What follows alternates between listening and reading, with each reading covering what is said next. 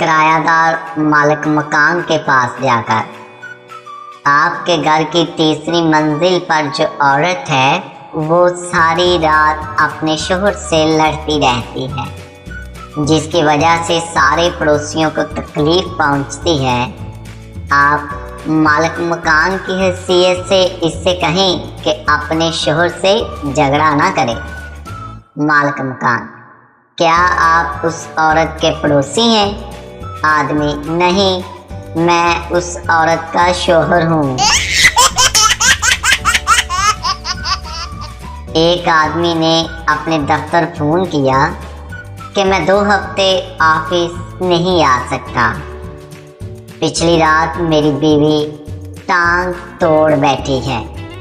Officer: लेकिन इससे आप 2 हफ्ते काम पर क्यों नहीं आ सकते? आदमी: आप समझे नहीं सर, इसने जो टांग तोड़ी है वो मेरी है।